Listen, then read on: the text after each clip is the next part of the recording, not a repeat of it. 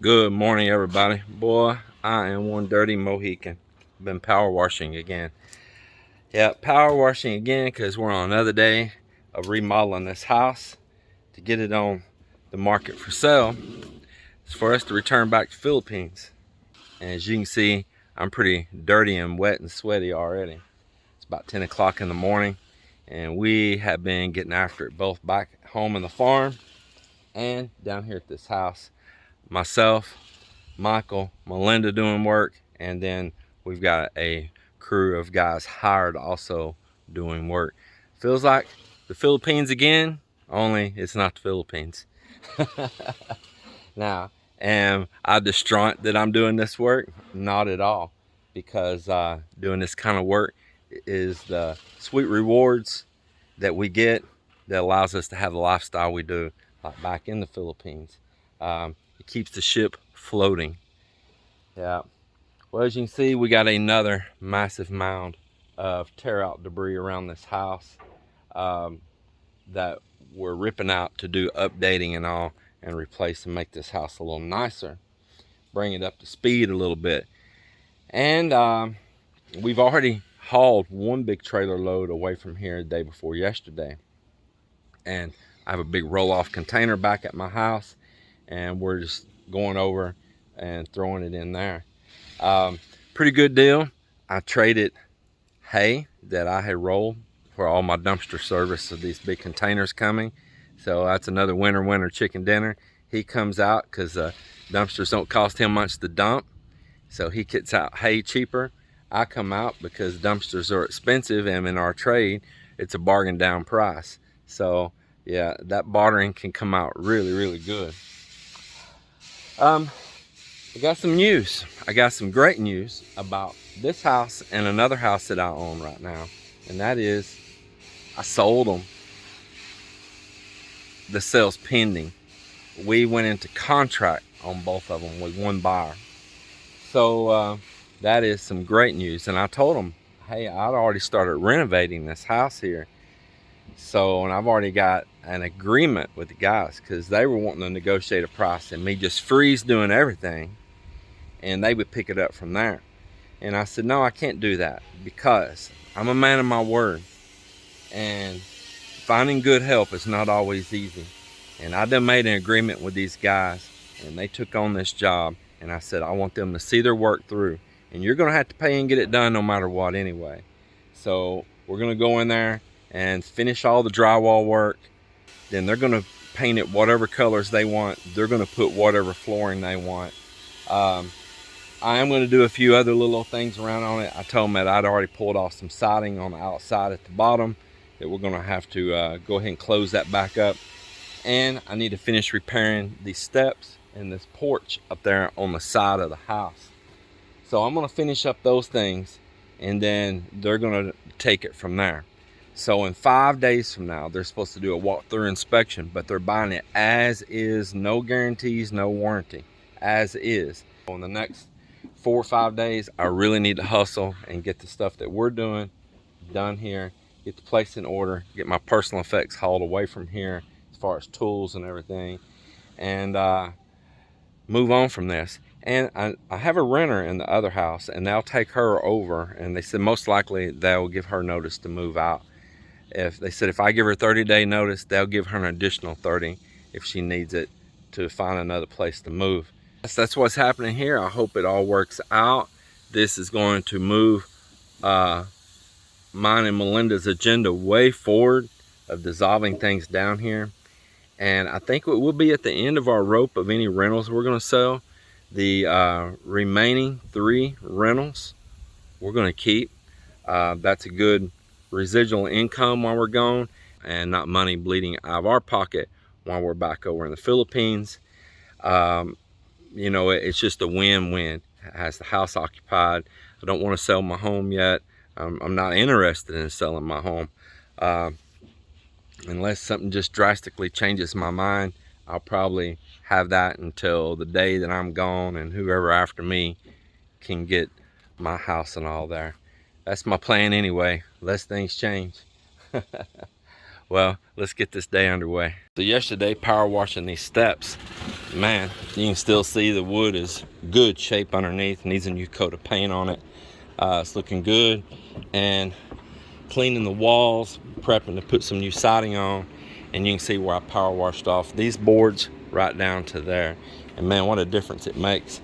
But all of this area here has to be rebuilt. I've got Michael down there right now pulling screws out of the deck below. This here, where you see all these bright color boards, they're all going to get removed because they did not properly attach to the house over here. Yep, they did not properly attach to the house. Selling it or not, I'm going to attach it properly to the house and get the siding and flashings properly in behind it.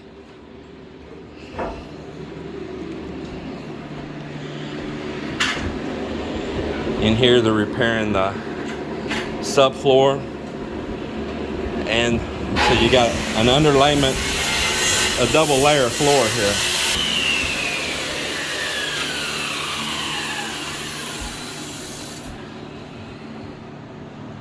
All the ceilings continuing to be stripped down. I had asked if they'd stop on some of that they were doing and get that hole fixed in the floor, some stuff, help us, because part of their job is repairing on that deck out there, help us get some of that on done for safety. So man, this heat is just unbelievable. Michael and I, we just got done unloading a trailer load of just tear out crud and all from down out of that house. Man, what a relief to get that stuff hauled away. And so I need to sweep down my trailer here, and Mel and I, we're gonna make a run here, even though it's almost 5 in the evening, to Home Depot and pick up more siding and a toilet and some things that we need for that house down there. We're really excited about having this contract on this sale, and we want to get the things all in order for the inspection coming up this next week. Right now, at this moment, it's 103 degrees Fahrenheit. I'll put up here on the screen what that is in Celsius. And the real feel with the heat index is like 108 to 109. Unbelievable. Just absolutely unbelievable, man. But you know what? I'm actually doing better than a bunch are in it, because I've already been so long in the Philippines in the heat. It was real easy for me to acclimate. Now this is hard to just say I acclimated to, because this is some pretty extreme heat right now. And then the next few days, it's supposed to get even hotter. But I'm doing pretty good in it, you know. My nervous system, with the damage that this has, it likes the heat better than it does the cold. But this is crazy heat right here. Woo!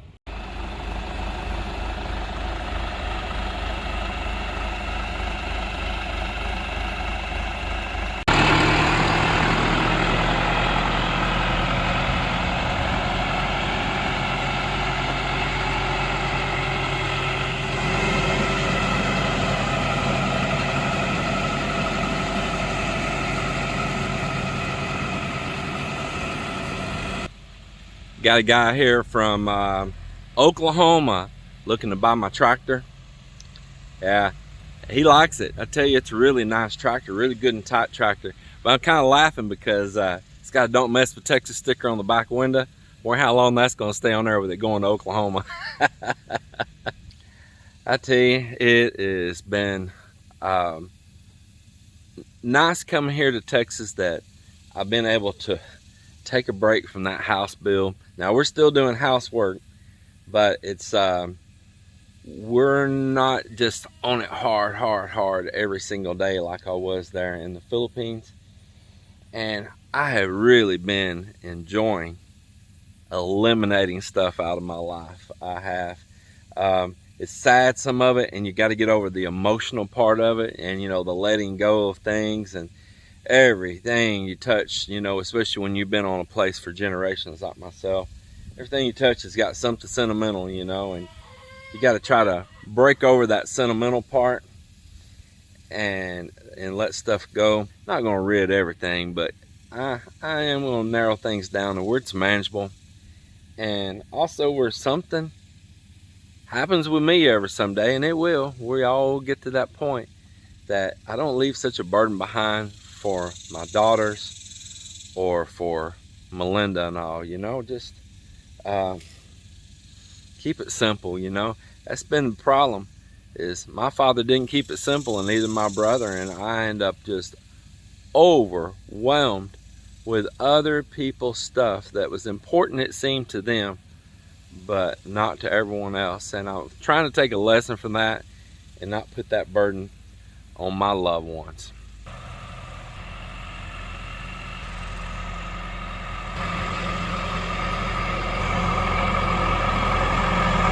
There it goes. I sold it.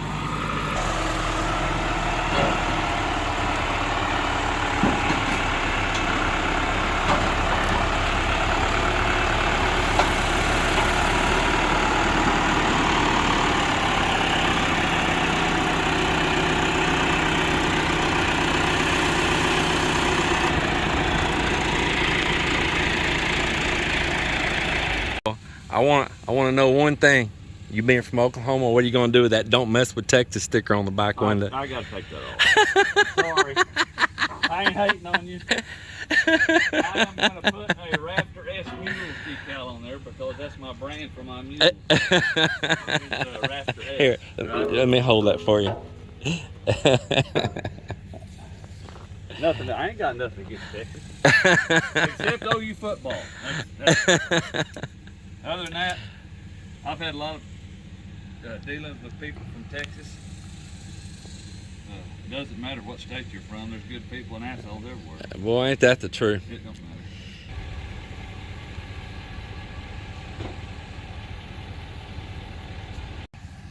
There it is. We just got it boomed down. I helped him out there a little bit. And that is going to no longer be a Texas tractor. It's going to be an Okie now.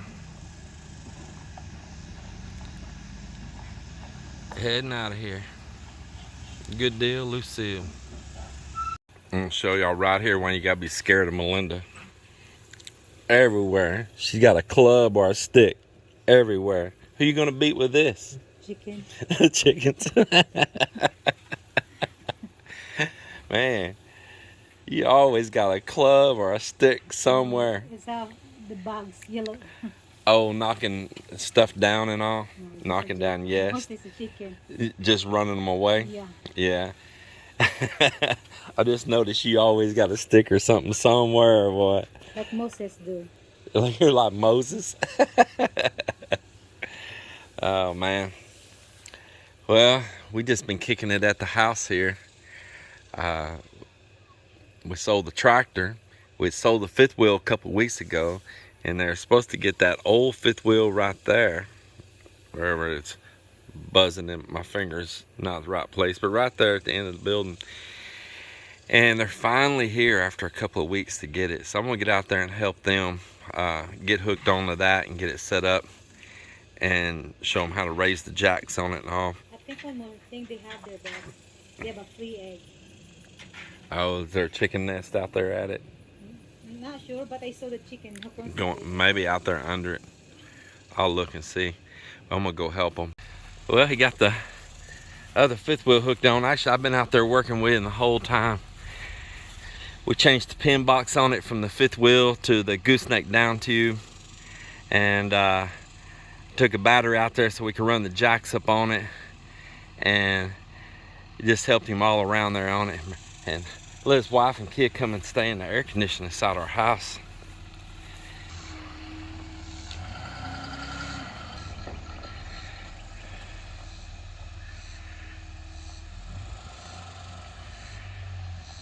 Been a busy day here. Another thing gone. Yeah, been a busy day here clearing stuff out, man. It feels so good. Yeah. Feels like it's being liberated, man. I tell you, it's pretty awesome.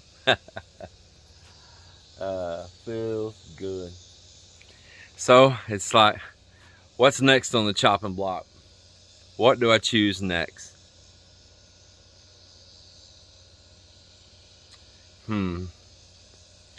Well, let's see. We sold 2 houses. We've sold 2 vacant lots. We've sold both fifth wheels, the 2 jet skis, and we sold the John Deere Tractor. Pretty good run so far, I tell you. And here's the beautiful thing. One of them sold at no bargain basement price either. They were all sold at a very respectful price. And that ain't half bad either, boy. Yeah, that ain't half bad either. So I guess the old cattle trailer right there, it's gonna go on the chopping block now. And I got the little red International tractor, the hay cutter, the rake, and the hay baler, and 2 plows. But I'm gonna keep 1 disc though for a disc kind of like plow and disc for doing like a fire guard around these fields. So what a fire guard is, if you don't know, it's where you take and plow the earth up really good, plow all the grass under where it's just pure dirt around the border of your property or wherever you don't want to catch on fire. And if a grass fire was to take off going across the country, which it happens, it may not stop it, but it can at least slow it down, or it may stop it and create a barrier for that fire. Can't just keep running across because it's going to come to just pure dirt. Now, if the wind gets to kicking up, which sometimes happens with these fires, or just the fire itself will create a wind, like a firestorm. Now, it can jump sparks on over across that fire guard, but that's why you'll want to segment, and if it's a big field, have a fire guard, another break even in that, and it may not stop it, but it may slow it down enough that you can catch it and get it stopped, fire department or whoever can. So out here in the country, we don't have fire departments real near us, so you got to do a little proactive work of your own to protect these things. It's another reason it's important to water the lawn. Now this camera, I don't know why it's doing it, and it's making some of it look so splotchy, and it is a little splotchy, but it really intensifies it on the camera. But we've been watering the heck out of this lawn all the way around the house. It is just so dry. It is coming back, and that's all that fresh green, and man, isn't that something how just bright color it's making it show up. But yeah, we're trying to keep the yard green also, and that's also a boundary for fires coming in and not burning your house.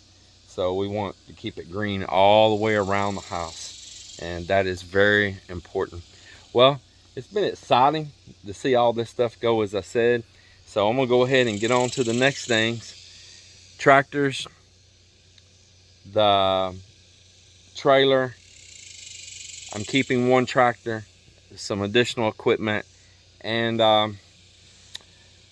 then I also want to sell our heavy duty diesel pickup. We don't need it, so I guess I'm gonna put it on the block too. The one thing that Mel and I haven't decided on yet is our quads, our 4-wheelers. Now, here's the thing. We really enjoy those. They're fun. And with us eliminating all of this stuff here, and we don't have the cattle deal with anymore, and we've narrowed the rentals all the way down to just what's here, 3 rentals here at the farm. That has bought a lot of our time back. That when we go to come here to the US and visit and see our things and check on things, we'll have the freedom and the time to go explore. And we enjoy those 4-wheelers. So we're trying to make the debate of whether to keep them or not. Now, here's the thing. Of course, it's got tires, carburetors, batteries, fuel in them that can go bad and all that. So, you know, you're going to have to do stuff, stabilize fuel. Those little small batteries never hold up if they're not run all the time. We don't want to put people out to be messing with our stuff while we're gone either. That's what we're trying to eliminate also, is having to ask favors of people to help on our stuff. So we got a debate of whether it's worth it or not, all the trouble of keeping those in good shape just for a very limited time use. That is one of our debates for real. But we'll see. We're not in a hurry on those just yet. Maybe not just yet, but it is something we're pondering. What do you want to get rid of next? Well, let me think. I think still a lot. It's thinning down pretty fast, isn't it? Yeah. I think it's because it's summer now. It's the right time to sell stuff. Yeah. Yes, especially that they need it. Like that Camper, those jet skis, the boats, things like that. Yeah. Tractor. Yeah, we got rid of those boats out from here too. Yeah. And you know, when I was just now giving them a list of stuff our viewers that got rid of Dad's old wreck truck down in the woods too. Man, we've been clearing it out since we've been here this time. Yeah. We have. Yeah, even my cabinets out here in the shop, I've been emptying them out of all the things that's not necessary in there. Mm-hmm. And it was kind of a trip earlier to open the doors and see them so empty, because I usually have them jam-packed full of crap, you know. And the one cabinet's completely empty now, nothing left in it. I can just haul it out of there, which is what I'm going to do. Because if I leave it sitting there, it's going to end up collecting crap back in it again. Yeah. Yeah. Because you said, oh, there's more space there. Yeah, just get rid of it. I want it gone. Just Yeah. It feels good. It feels good.